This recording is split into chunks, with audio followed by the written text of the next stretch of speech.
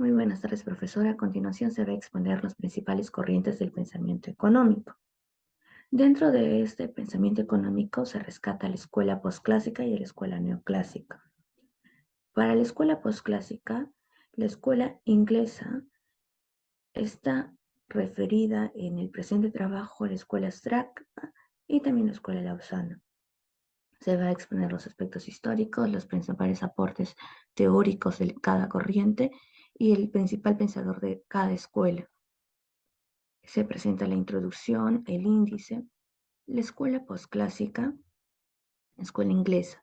Dentro de los aspectos históricos se rescata la aparición de la obra fundamental de Adam Smith de 1776, que tuvo lugar a grandes transformaciones en la economía inglesa y se desarrolló también en el país la ciencia económica. En los orígenes de esta escuela inglesa se encuentra en el Departamento de Relaciones Internacionales de London, y se comprenden a antiguos alumnos como Geoffrey Wheaton, Fritz Nordling y Alan James, además de eminentes académicos como Martin White y Hadley Poole. Se había asignado a estas personas para unirse al equipo de docentes y así se formó una comunidad intelectual unida cuyo enfoque de estudio era la sociedad anárquica de los estados en un marco institucional de política mundial. Dentro de las principales aportaciones teóricas de la corriente, se desarrolló la teoría subjetiva del valor basado en la utilidad y la escasez. Abandonan la concepción clásica y marxista del valor, es decir, valor igual al trabajo y el valor de utilidad y escasez. Se desarrolla la teoría psicológica de la utilidad marginal, la teoría de formación de precios, oferta y demanda, y se basa en la teoría subjetiva del valor y la utilidad marginal. Dentro de la teoría de equilibrio económico general, se pretendía explicar el funcionamiento de la economía estableciendo relaciones interdependencia expresada matemáticamente y se utiliza el carácter estático de la escuela clásica para desarrollar el análisis matemático. Además, se establece la diferencia entre economía pura y economía aplicada. Se desarrolla la teoría del bienestar, que se pretende mejorar, demostrar y aumentar la utilidad de cada individuo para lograr eh, un mayor bienestar. Se desarrolla la teoría de distribución basada en la teoría subjetiva y también en la utilidad marginal. La teoría estática económica desde el supuesto de una economía que no cambia. Además, se desarrolla el concepto de elasticidad que tiene mucho que ver en las aplicaciones de la escuela. Se maneja las curvas de indiferencia y la preferencia para explicar la conducta del consumidor. Dentro del principal pensador de la escuela inglesa rescatamos a Alfred Marchet, quien nació en 1846 en Cambridge y murió en 1924. Su mayor contribución de la economía fue sistematizar las teorías económicas clásicas y el desarrollo del concepto de utilidad marginal. Estudió letras y también lenguas clásicas en el Reino Unido y fue profesor basado en las teorías de Ricardo Stuart y complementadas con las aportaciones marginalistas, especialmente de León Walras. Se formó así las bases de la escuela neoclásica. Además, publicó su obra Principios de Economía, que durante muchos años fue el principal libro de la economía de todo el mundo. Dentro de la escuela austriaca de economía comienza con la publicación del libro Principios de la Economía Política, escrita por Karl Menger en 1871. Con la publicación de este pequeño libro es que inicia esta escuela. Dentro de los aspectos históricos se puede dividir en tres episodios. El periodo de 1871 a 1920, el cual Menger hizo sus contribuciones, el periodo de 1920 a 1950, en el cual se extendieron sus ideas austríacas al mundo hacia el habla inglesa, el periodo de 1970 a la actualidad, ya cuando ocurrió el resurgimiento de la escuela austríaca.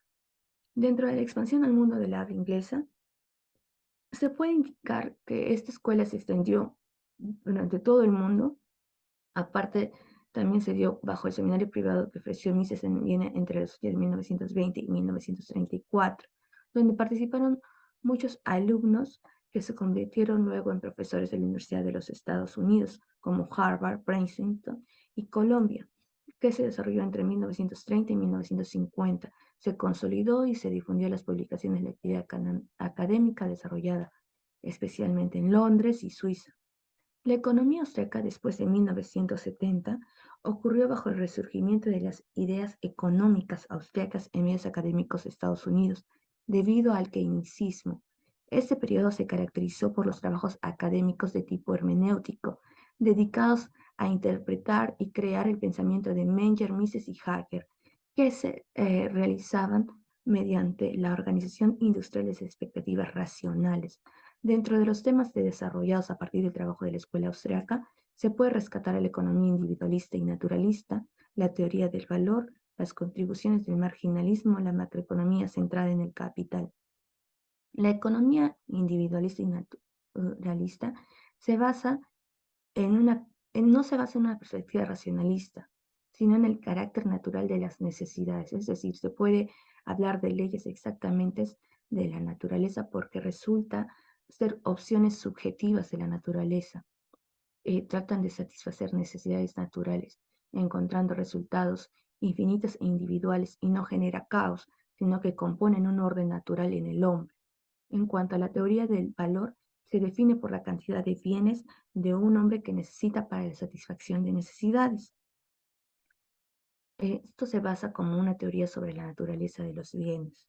Dentro de la contribución del marginalismo, el principio de economía política, el valor de un bien concreto o de una determinada cantidad de masa total de bienes que dispone un sujeto económico es igual a significación para el mencionado sujeto que tiene la satisfacción de necesidades menos importantes que puede alcanzarse con aquella cantidad parcial. La satisfacción de estas necesidades depende efectivamente por lo que el sujeto económico en cuestión de la disposición sobre el bien concreto correspondiente. La macroeconomía centrada en el capital. Los elementos determinantes de la actividad económica requerida para satisfacer las necesidades de todos los individuos de una comunidad pasan a ser entonces la estructura misma del capital, el tiempo invertido para desarrollar los procesos involucrados, del logro de las producciones exigidas y las preferencias y necesidades atemporales de ese individuo, las cuales lo van a definir de acuerdo a la distribución de ingreso, consumo y ahorro. Es por eso que va a haber un crecimiento sano de la frontera de posibilidades de la producción. Dentro de su principal pensador de la escuela leuciana, rescatamos a Karl Menger, quien fue un economista que nació en Austria y fundador de la escuela austriaca, destacado por las contribuciones del estudio de la utilidad marginal, y nació en 1840. La escuela lausana, sin embargo, nació a la segunda mitad del siglo XIX en la Universidad de Lausana, en Suiza. Se basó en el uso máximo de las matemáticas de la ciencia económica. Su principal objetivo fue explicar de manera de los equilibrios complejos de una economía de mercado. Entre sus principales representantes se destacó Leon Walras y Wilfredo Pareto. Ellos demostraron que no alcanza una economía general en economía, donde compradores y vendedores establecen precios y cantidad de bienes. En la historia de la escuela lausana, se tuvo muchos economistas neoclásicos, los cuales eran seguidores de Walras, y su trabajo era en el equilibrio general que se debería de enfrentar. Se encontró también a Wilfredo Pareto como principal aprendiz que promovió el uso de curvas de indiferencia. La escuela gaussiana fue descompuesta años posteriores después de la muerte de Pareto en los años de 1923. La escuela promovía el uso de matemáticas para el análisis de ciencias económicas y también influyó en la teoría moderna del equilibrio general. Luego de la Segunda Guerra Mundial, se desarrolló una serie de denotaciones generales completas, resaltándose en esto Gerard Devers y Kenneth Arrow. Dentro de los temas desarrollados a partir de los trabajos de la Escuela Lausana, se puede rescatar a la economía de mercado, al bienestar de la sociedad y a las competencias, libre empresa y propiedad privada. La economía de mercado es un sistema de relaciones económicas basados en la vinculación de venta e intercambio. Además, se basa en el principio de la soberanía del consumidor, en el principio del beneficio y el principio de escasez. Dentro de las características principales de la economía de mercado se puede rescatar a la propiedad privada, que permite la independencia económica y la soberanía de entidades económicas, la libre empresa para poder elegir los tipos y formas de actividad para el consumidor, de la oportunidad de comprar cualquier producto, la fijación de precios basados en el mecanismo de oferta y demanda. El mercado realiza una función autorreguladora, va a producir en proporción a la producción eficiente. La competencia se va a realizar de libertad de empresa y libertad de elección, ¿no? Que obliga a los fabricantes a producir los bienes que los clientes y a producir de forma más eficiente. El papel limitado del Estado solo va a supervisar la responsabilidad económica de los sujetos. En la economía de bienestar va a estudiar la forma de organización de la economía de modo que sea socialmente deseable. Las funciones de compensación en economía del bienestar, según Mendieta, se va a basar en el criterio de la compensación que tiene implícito un juicio de valor. Se va a basar en la ganancia del bienestar que va a mejorar la sociedad y esto va a implicar que algunos individuos de la sociedad pierdan y otros ganen. Cuanto a lo que es el bienestar social operacional, se debe interpretar de la siguiente forma. El bienestar de la sociedad va a aumentar si la utilidad del agente económico va a aumentar y las otras van a permanecer igual. Además, también se va a dar según el principio de Pareto, que si después de un cambio el individuo empeora, el otro individuo debe mejorar para mantener el bienestar de sociedad entre ambos términos. La pendiente de los contornos del bienestar tiene pendiente negativa debido a que la propiedad de marginales de los individuos A y B van a variar, ¿no? Si el individuo tiene una alta utilidad, el otro va a tener una baja utilidad. La sociedad va a estar dispuesta a sacrificar parte de la utilidad del primer individuo para poder incrementar la utilidad del segundo individuo. Es decir, entre más alta sea la utilidad del individuo, menor va a ser la contribución de incremento en la función de bienestar social. Dentro de sus principales pensadores de la Escuela Lausana, destacamos a Leon Walras, quien fue un economista que vivió entre 1831 y 1910 e intentó formarse sin éxito en la Escuela de Minas y de Periodismo. Sin embargo, nunca lo culminó y terminó la cátedra de Economía en Lausana. Destacó la economía por las matemáticas. La escuela neoclásica. A continuación, mi compañero Iván va a explicar sobre la escuela neoclásica. Muchas gracias.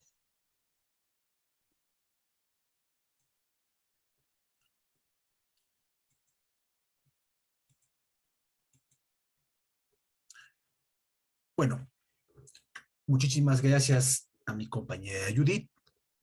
Doctor, muy buenos días. Le saluda su alumno Iván Carlos Udita Chipana para continuar con la exposición.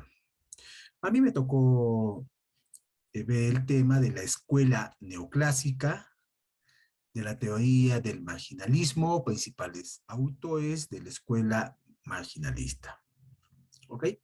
Entonces voy a dar inicio a mi exposición.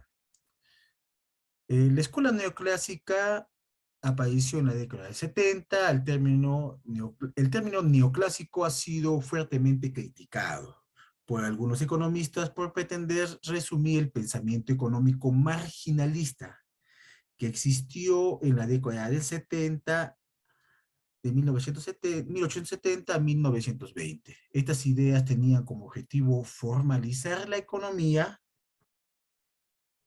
que, que integrarla de una manera más matemática. ¿Sí? Aquí está la fuente, Roldán, 2016. Uno de los aspectos básicos que distingue el neoclasicismo o el neoclásico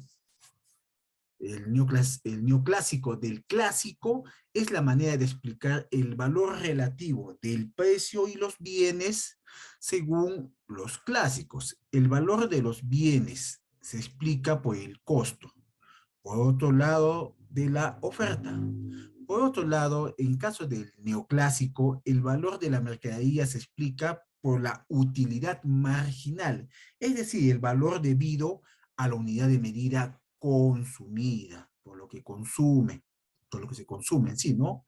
Uno de los principales precursores de la era neoclásica fue la asignación de distribución óptima de los recursos de la sociedad. Además, apoyaron firmemente el libre comercio como el motor de desarrollo económico y como forma de aprovechar la ventaja comparativa del país, los orígenes de la economía clásica. En caso de los orígenes del neoclasicismo, radica en la idea de economistas marginales que buscan una teoría económica más rigurosa, alejada de los determinantes históricos y basados en modelos matemáticos. Y eso es lo que se quiere y actualmente se ve la economía en base a ello, ¿no? Se ve netamente pues a cálculos matemáticos. Se tienen tres grandes escuelas neoclásicas. Tenemos la inglesa, relacionada con William Stanley y Alfred Marshall, que fue el mayor exponente del neoclasicismo. Aquí tenemos las imágenes de William Stanley y Alfred Marshall. Tenemos también la escuela austriaca, asociada con Karl Manger, quien desarrolló los fundamentos del análisis marginal. Tenemos también la escuela francesa, destacada por Léon Walras, quien desarrolló la teoría del equilibrio general y el concepto de utilidad marginal. Aquí tenemos su imagen. Vamos a ver también lo que son objetos de cálculo y equilibrio general. Con respecto al comportamiento de las personas y empresas en la neoclásica, se basa en 3 supuestos básicos. Ambos son racionales, ¿ya? Las personas buscan maximizar su utilidad o satisfacción cuando consumen bienes o servicios. Las empresas buscan maximizar sus utilidades cuando venden bienes y servicios, ¿ya? Personas y empresas actúan de manera independiente basándose en la información completa y relevante. Su análisis también tiene algunas diferencias entre clásicos en términos de teoría del valor, fijación del precio y distribución del ingreso. También se habla bastante de lo que es la teoría del valor. ¿A qué se refiere con la teoría del valor? Los economistas clásicos consideran que el valor de los bienes y servicios se determinaba por el coste de los factores. Eso indicaba lo que es los economistas clásicos. Ahora, lo que son los neoclásicos, en cambio, señalan que el valor se determina por la utilidad que reportaba a los consumidores y su escasez relativa. De esta forma, a mayor utilidad, los consumidores estarían dispuestos a pagar más. Por parte, mientras más escaso sea un bien, mayor valor tendría. Es lo mismo que estamos sucediendo ahorita en el Perú, ¿no? Por ejemplo, un ejemplo quizás un poquito burdo es el pan, ¿no? Anteriormente se compraba, creo yo, si no me equivoco, en esta ciudad de Arequipa, comprabas un sol, te vendían, creo, 6 panes. Entonces, ahora con estos incrementos de los insumos que tenemos, ahora compras 4 panes con un sol 20, ¿ya? Entonces, hay mayor, ahora los panaderos hacen más pan y hay mayor demanda, ¿no? O sea que vas a vender menos pan y vas a ganar más. Entonces, bueno, eso se está reflejando en la actualidad, doctor. Tenemos también la teoría del marginalismo. El marginalismo o neoclasicismo es una escuela de pensamiento económico que surge a mediados del siglo XIX, con reacción al clasicismo de Adam Smith y David y Ricardo. Los marginalistas introdujeron el lenguaje formalizado que asimilaba las matemáticas a la economía. Entre otros desarrollos, el marginalismo es responsable del individualismo metodológico, que todavía caracteriza gran parte en el campo de la ciencia de la actualidad. Sin embargo, los neoclásicos dan un giro fundamental trasladando el significado del proceso de producción al proceso de consumo. El valor de cambio del valor de uso se encuentran la respuesta a la paradoja del valor de la utilidad marginal. Así que los diamantes son muchos más valiosos. Esto se debe a la utilidad marginal proporcionada por el consumo de una unidad adicional de diamantes. Es mucho mayor que la utilidad marginal proporcionada por el consumo adicional de agua. Los productores toman decisiones sobre el principio de la productividad marginal, al igual que los consumidores toman decisiones fuera del mundo que les rodea, y siempre se guían por los principios de la utilidad marginal. A la entrada fija se le suma una entrada variable. Los ingenieros de la economía, para desarrollar el estudio de la economía como consumidores y productores, la escuela neoclásica enfatizó el uso de las matemáticas, el análisis, la estadística y la geometría, las ciencias exactas, en lugar de ciencias cualitativas y sociales. Su objeto es aumentar el rigor científico y el rigor económico. Como actualmente estudiamos netamente lo que es la economía, ¿no?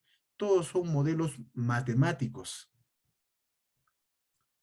Tenemos también lo que es la economía marginalista en una sociedad de armonía que surge, bueno, en el año de 1870 surge lo que se conoció la revolución marginalista, cuyos principales fundadores son los mencionados Hume, Menger y Warras.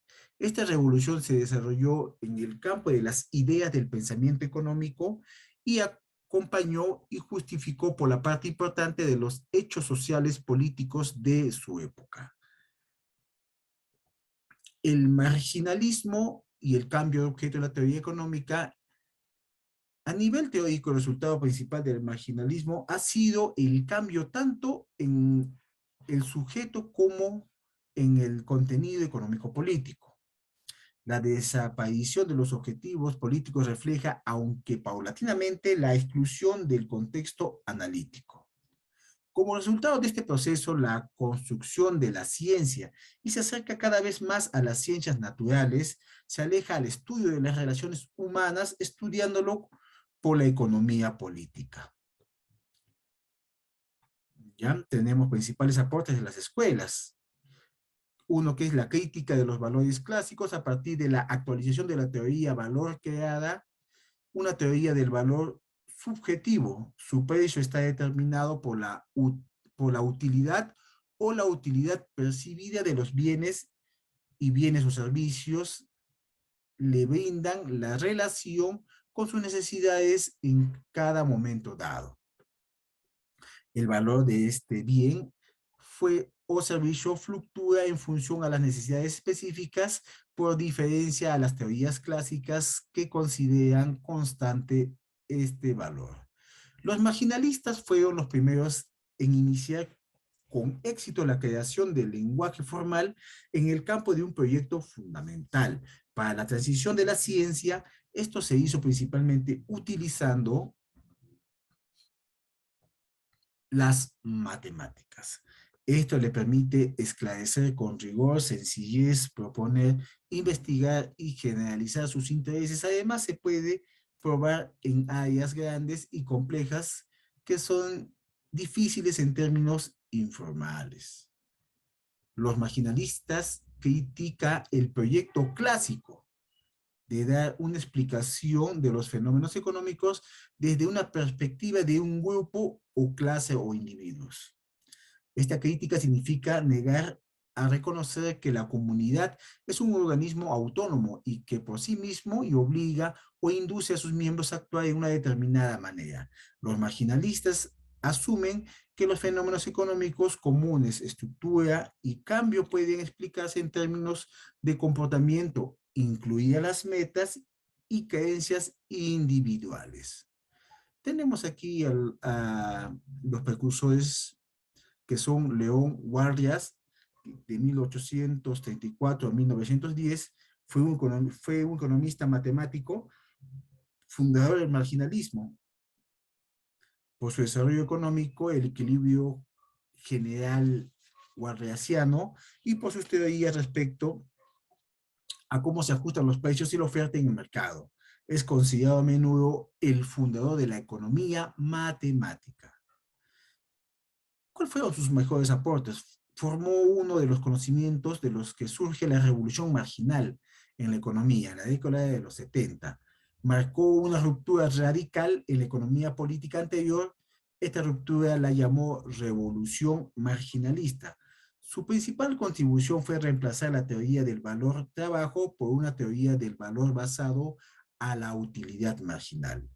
A la larga se ha demostrado que el concepto de unidades marginales o límites es mucho más importante que el concepto de utilidad.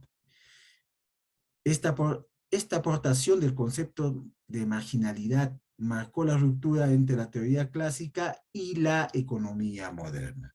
Los economistas políticos clásicos creían que los principales problemas de la economía es predecir el efecto de los cambios de oferta de capital y la mano de obra sobre una tasa de crecimiento de producciones de un país.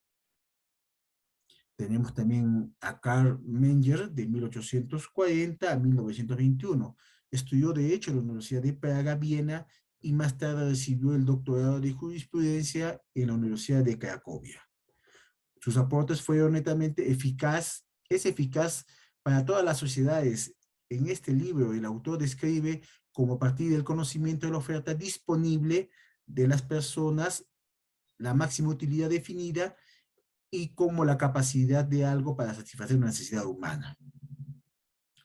Para explicar esto señala que el valor de un determinado bien equivale a la satisfacción de la necesidad que deben ser abandonadas si el bien no es disponible. También estableció el principio del margen igual. De acuerdo a esto, el individuo consume de modo que cada bien dentro del margen sea igualmente satisfecho. Este es el juicio que surge en todos los seres humanos cuando reconocen la naturaleza económica. El análisis marginalista de Menger se convirtió en el centro del pensamiento económico en el siglo XX. Tenemos a William Jobs, 1835 y 1882. Estudió en la University College de London, en Londres, pero luego no pudo terminar por la falta de presupuesto económico de su familia. Tras abandonar sus estudios, viajó a Sydney, Australia, donde trabajó en la Casa de Monedas. Se interesó en la economía política y los estudios de carácter social. Sus aportes que tuvo fue a principios de la década de los 70, publicó un extenso tratado sobre la teoría de consumo, el intercambio de la distribución centrado en bases a los subsiguiente, revolución marginal, en el que asume la utilidad solo puede medirse de manera habitual y la utilidad proporcionada por un bien más inversamente proporcional a la cantidad que el bien poseía anteriormente. Durante la vida en Inglaterra escribió varios libros sobre economía, en el que expuso los principales de la teoría marginalista, además de diversos temas que trató: la producción de rentas, interés, capital. Formuló una hipótesis sobre el sexo. Aquí tenemos un cuadro resumen sobre el pensamiento económico. Yo solamente considero lo concerniente a mi tema, el cual es un poco más extenso, pero aquí les dejo netamente, doctor, dejo aquí el nombre, ya el libro donde he tomado este cuadro, y a su vez la página web para que se pueda verificar. Dice en este cuadro de resumen del pensamiento económico, en 1871, Karl Menger, su obra principal, Principios de Economía Política, objetivo del estudio, el estudio de la economía como un sistema naturalmente equilibrado. Bueno, te voy a agrandar un poquito más la imagen para que se pueda visualizar. Listo. Teorías del valor y precios, teoría del valor de la utilidad, fuentes teóricas e influencias. Se continuó con la teoría de los costos de producción de Smith. Es una escuela marginalista. Tenemos a William Stanley Jones, que su obra principal fue la teoría de la economía política, análisis estadístico basado en problemáticas de la distribución de recursos. Los precios son indicadores de utilidad y escasez, y se generaliza la teoría ricardiana de productividad marginal decreciente de la tierra, y es una escuela marginalista. Tenemos a Leon Warras, Elementos de la economía pura, su libro Equilibrio económico, de Armonías y Clases, y tenemos a Marshall, Los principios de la economía, también neoclásico marginalista. Tenemos ahora las ventajas de la escuela neoclásica. Como sabemos, estos cambios que han habido durante estos periodos de años tienen pues ventajas y desventajas. ¿Cuáles son sus ventajas? La teoría que proporciona mejores resultados a las pequeñas empresas. Se pone una estructura simple y se comprende fácilmente. Busca maximizar la productividad y rendimiento de la organización. Evidente definición de las responsabilidades que posee cada individuo que labora en la empresa. Facilidad de contención e implementación por parte de los individuos implicados. Ahora aquí tenemos las desventajas de esta escuela neoclásica. En muchos casos, inventiva reducción de personal sin hacer foco en la persona que pierde el empleo. Entonces, en esta escuela, pues, quiere más producción y quizás reemplazar al ser humano por más producción, mayor rendimiento y le quitas el empleo a otra persona. Esa ha sido una de sus desventajas, ¿no? La autoridad en la empresa es la única y directa. Solo había una persona encargada que tomaba las decisiones, ya sea de producción, de despidos, todo ello. La persona encargada de dirigir se encargaba de todas las actividades en las empresas y no de algo específico, lo que puede traer graves consecuencias. Hay que tener en cuenta en una empresa, si bien hay un organigrama de empresas donde tienes a la cabeza que es el gerente general, y ahí se divide netamente entre las gerencias o subgerencias para tener un control más específico según pues el tipo de empresa que tengamos, ¿no? La persona encargada de dirigir en muchos casos exagera su función, que también es un grave error, ¿no? Se deja llevar por las emociones del momento. Mientras tanto, ahora en las empresas actuales hay cada gerencia que analiza y ve la productividad también a la vez para tomar las mejores decisiones por el bien de una empresa. En las conclusiones que yo estoy considerando con respecto al tema, uno, se concluye que lo neoclásico es muy criticado por algunos economistas, argumentando de que trata de aglutinar el pensamiento económico marginalista que hubo entre 1870 y 1920, los cuales trataron de formalizar la economía para asimilarla de una forma más matemática. Se concluye que Marshall propuso la teoría de la demanda. Esto es lo que hoy en día podríamos ver como el gráfico de la oferta y la demanda. De esta manera se determinan los precios. Se concluye que continuando con el estudio marginalista y subjetivo de los consumidores y productores, surgió una segunda generación de emergencia neoclásica con Marshall, Fried, Ward y Pareto en equilibrio. Se concluye que la teoría de los representantes neoclásicos fortalece criterios, métodos de estudio de la economía como la microeconomía. Se concluye que la teoría marginalista fue formulada de forma independiente por los tres economistas Hume, Menger y Warriors, desconociendo las contribuciones de cada uno y de la mayoría de los pioneros de esta nueva tendencia. Se concluye que estas teorías surgieron para explicar algunos problemas económicos que no fueron respondidos por las teorías de economía clásica.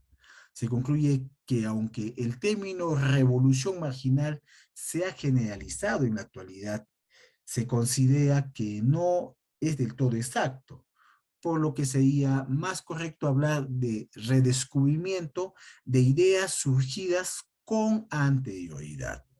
A su vez, se concluye que los neoclásicos presentan un problema a futuro, porque los sostienen el libre mercado y no la intervención del Estado. En la economía la gráfica de marchas de oferta y demanda se ve muy lindo y puede que funcione en ciertos casos, pero no refleja del todo de cada día.